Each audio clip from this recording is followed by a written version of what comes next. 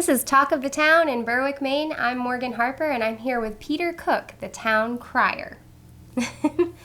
Peter, could you tell us what does that mean to be the town crier?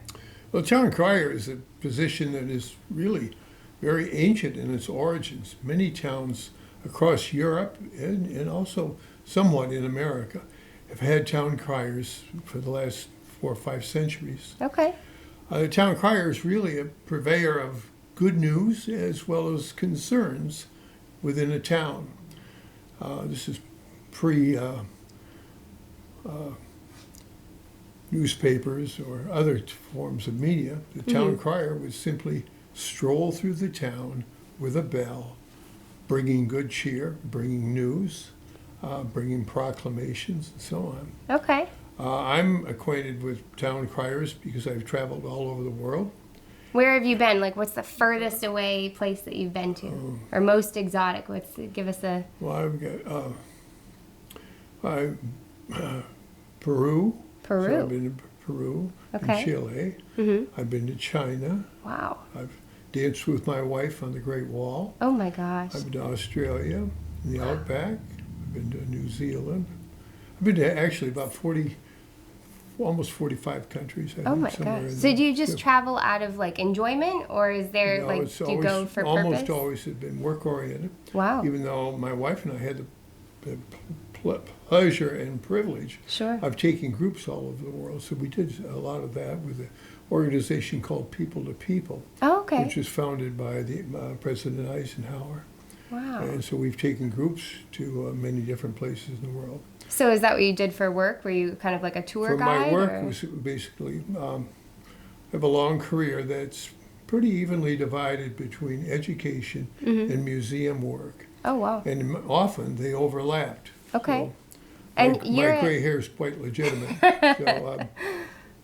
and you work at the Strawbery Banke Museum, or you I'm a curate? guest curator there Wow. for many exhibitions over the last 11 years. Okay. And so what kind of exhibitions have you I did curated heritage for? breeds of domestic livestock. Okay. Has been one of my main ones. Mm-hmm. But I'm a specialist in American decorative arts and architecture, both English and American. Super Mostly cool. 17th century. Yeah. Wow. Yeah. That's so Yeah. interesting. Yeah. And I raise on Tareshirt Farm here in Berwick. I raise early breeds domestic livestock. We've raised Lincoln long wool sheep and American Milking Devon cattle. Okay. Old English game poultry. We have an English Dartmoor ponies we've had. Wow. So, And so where do you source all of these, American heritage breeds? Do you have to travel a ways I've to traveled. bring them home? Sometimes we had to make a reservation 2 or 3 years before they were born. Oh my and got gosh. on a waiting list. Yeah. Wow. We use them as a way of interpreting our farm, but I've also had 2 strands of promoting them. We've provided livestock to museums, or living history museums. Yeah, so the Maybe Spring Berwick, Fest down at Strawbery Banke. Strawbery Banke, perhaps Plymouth Plantation. I Oh, established the early breed collection there. Oh my over the goodness. years. I was the chief curator there for many years. Wow. Perhaps Colonial Williamsburg has our bloodlines. Then What I a also do legacy. film work, Film work too? yeah, with our animals. You're a man of many talents. Well, no, my animals didn't work. They're good at that. They're Yeah, great at posing. So we, in the film industry, if you have a 17th century film, perhaps you've seen Hocus, Pocus. Oh yeah. Those are all my animals. No. Then we've had the Crucible, Daniel Day-Lewis Yeah, and yeah. Winona Ryder. So many of our animals are there. I was the historian for that film. Get out of So, here. So this is you've got star talent right at Yeah. Tareshirt Farm here in Yeah. Berwick. My neighbors want to know how I can make a living farming with just 2 or 3 animals of one type or another. Sure. With just But some when I had a creativity. heifer that made $10,000 as a movie extra, it works. Wow. Yeah, no kidding. None of my heifers have done that yet. Yeah. So, yeah. That's wild. So it's really rare genetic material, and we're trying to preserve it for many different reasons. Absolutely. They have qualities that we can use in the future. So, What kind of qualities? Like, can you give us a couple of well, examples? I'll give you an example. Soy sheep is probably, they're from the Orkney Island chain. They were used by the Vikings as a food source. They're probably the oldest domestic animal on the planet outside of the dog. No way. So here we have an ancient animal. Their fleece yield is only 2 or 3 pounds. Okay. But what do they have that we need to keep and breed them for them? Well, as an example with them, they used a hormone extract from soy sheep for steroid detection in the Olympics. In other words, we have animals that have qualities that need to be preserved. If you take a Holstein cow, that's a milk factory. But if you take a sheep or a cow that can graze on inferior vegetation, weeds, and they can convert that to protein, think of its use in an underdeveloped country. It's a magic trick. So it's really important that we preserve these ancient breeds, Absolutely. even though there's highly specialized breeds like the Holstein that are here now. So as a historian, I've had artifacts that I've exhibited, but as a curator, I always thought it was rather amusing that in planning an exhibit, my ancient artifacts haven't been born yet. I have to wait for them to be born so that I can exhibit them. What a unique way of thinking and seeing the world. And it's things that most people may never have considered before. So that's amazing. Well, I meet people all the time that wonder about just that. Yeah. I've lived a charmed life, I guess. So. How special. And I know the last time we spoke, you had mentioned to me that you were doing, was it ox pulling, or you were doing rows, something at the farm in the garden there? Well, we purchased our farm with 23 acres. Okay. I think 38 years ago. So you've been here quite a while. So, yeah. We had been looking for a farm for many years. We wanted just the right kind because we wanted to raise livestock, but we wanted to live in an early house. Yeah. So we drove up and down the roads. We tried to train real estate agents on what we were looking for. Sometimes real estate agents would call us and say, oh, we have the perfect farm. It's 18th century, has an in-ground pool, and it's been meticulously restored, and we have a full patio on it. That's not what we're looking for. Missing the mark. So we had to train the real estate agents on how to, well, this is a great story, actually. I was leading a tour for the Smithsonian to historic sites throughout New England, a big Mercedes bus and lots of people and telling stories like I am now. And my wife called me and said, the real estate agent called. She said she has something. It's in a town called Berwick. Oh, really? Yeah. Well, it's on a back road, and it's really a lot of the stuff's covered up, but it seems to the owners say it's an old one. It has promise. So it might have promise. So Nancy told me. So I said, as soon as I got home, I said, load up. We were living in Newburyport at the time. Okay, we drove up here. We had to wind around and find this place. We turned into our driveway on Diamond Hill Road, and I saw that chimney stack on top of there must be fireplaces underneath that. So we drove up, we just walked around. There's a pond in the back. And, oh, really? Yeah. And then the orchard, there's an orchard. And he told us about the Revolutionary War cemetery that's on our property.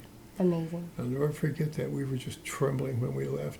You knew that was the one. We drove up to the top of Diamond Hill and pulled over to the side of the road and said, I think we got to do this. So we turned around and we came back down and we made an offer, which was very complicated because the developer had put in a bid before us, but we topped that bid, but there was a lot of nonsense going on with the real estate people from out of town. It's always complicated. So, but we wrote a letter to the owner of the house, and we said, we think this is a historic site that needs to be saved in Berwick. Yeah. And our plans are to raise early breeds of domestic livestock, restore the house to its original condition, and take care of the orchard.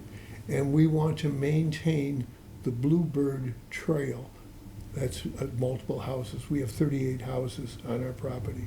There's 38 houses on the 23 acres that you have down there? We have 38 birdhouses. Birdhouse. Okay, wow. Birdhouses. And so you called it the So Bluebird this is Trail. really important. So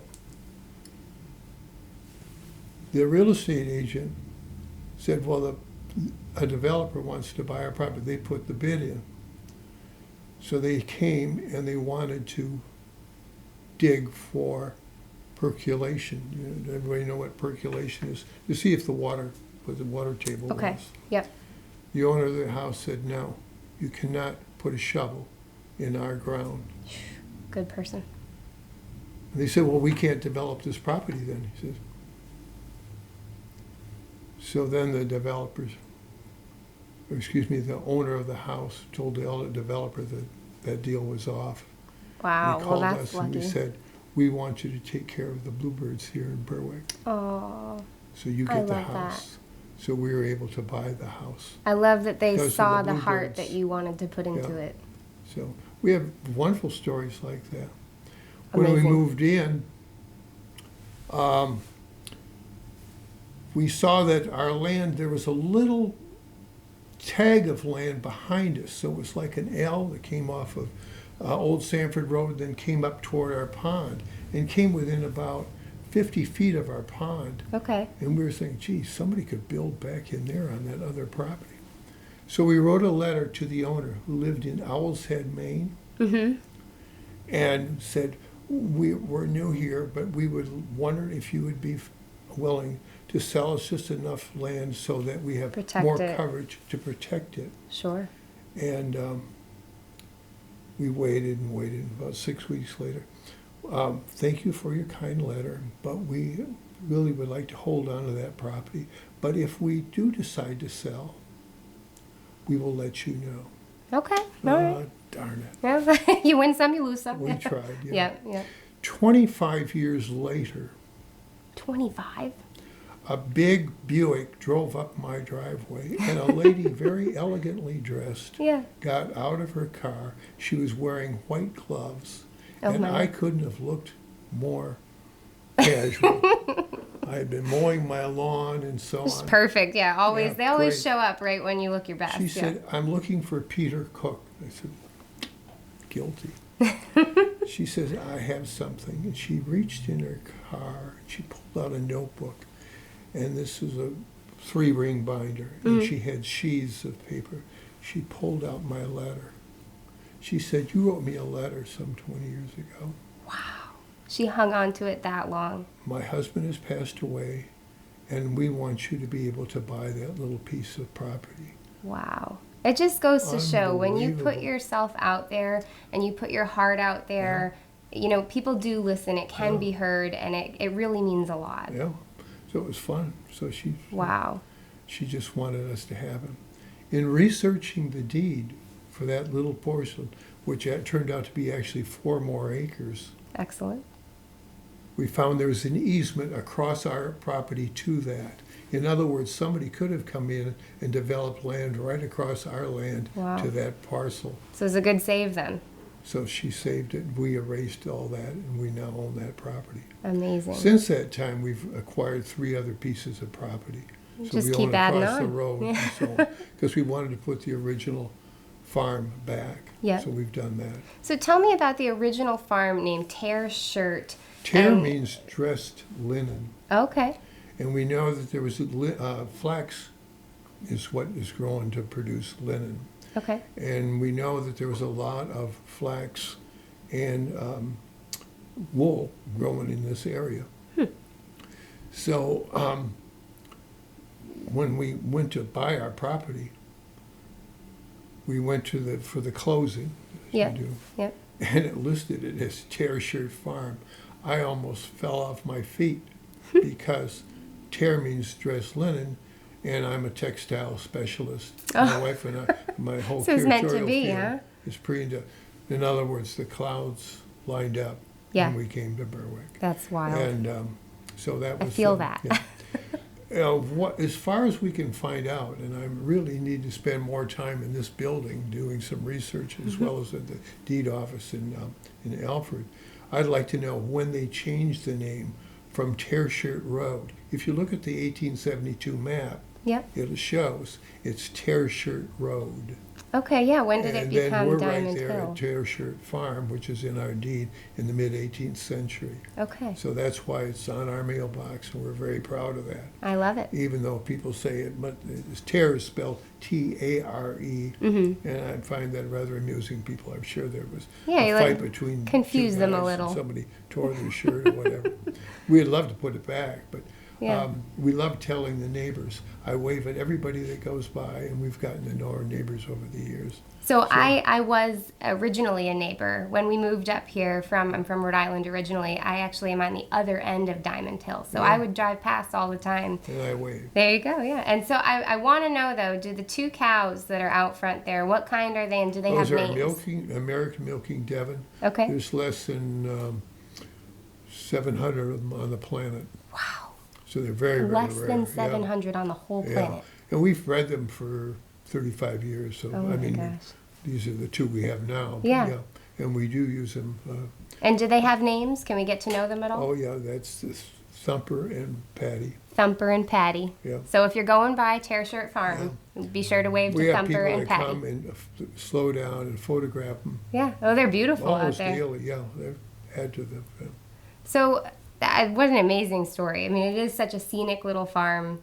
I absolutely adore it. Yeah, we have groups from all over literally, we've had groups from Tokyo. We've had decorative arts people from the Victoria and Albert Museum in London. They've come to Berwick. Wow. Last year, we hosted the Sullivans from Ireland. There's so with much the, culture Speaker of going the on House here. of Ireland and the senators and so on. Oh, my have come to word. our farm. We have a luncheon for them.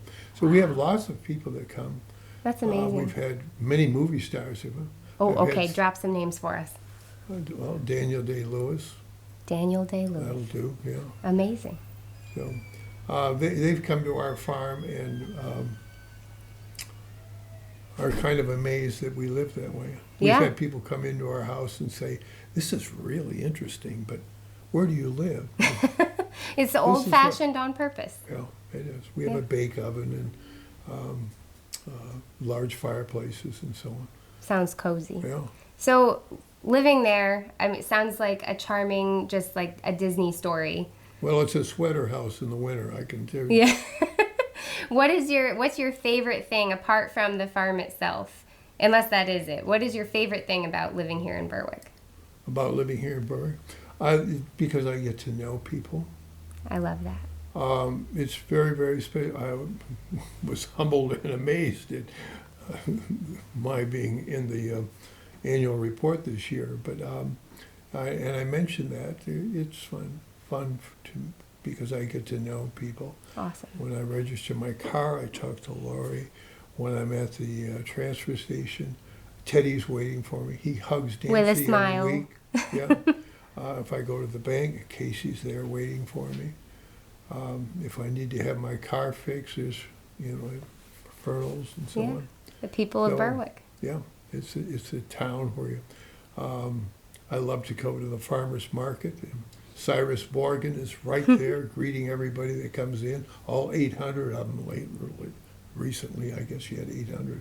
That's in one awesome. day. Amazing. So our town's growing, and that's part of the magic.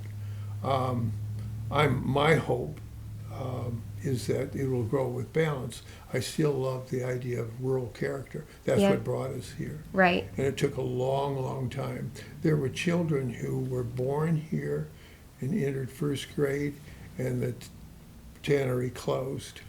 They graduated from high school before things started to change in terms of the development here on the edge. Yeah, and So it it does takes a happen long fast. time. Yeah. For that to happen. And we hope that it happens in a very meaningful way, yeah. I agree. Yeah, So, definitely keeping, yeah. the traditions of Berwick alive Yeah. while also growing and Right. becoming Yeah. special That's place. just, like you mentioned, my oxen pulling. We've been doing that twice a year for this.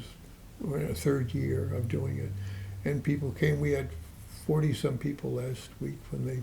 Wow. Okay, And so people well, can come together and watch Yeah, that. they come and we serve them lunch and they sit on the lawn. People, just neighbors, or we let people know that it's going to happen, and they come to really watch this. That's so cool. You know, Well, so- Peter, it's so nice to get to know you. Well, Thank you for pleasure coming meeting to you. talk with us. Wow, Appreciate Yeah. it. is that it? I was just getting started.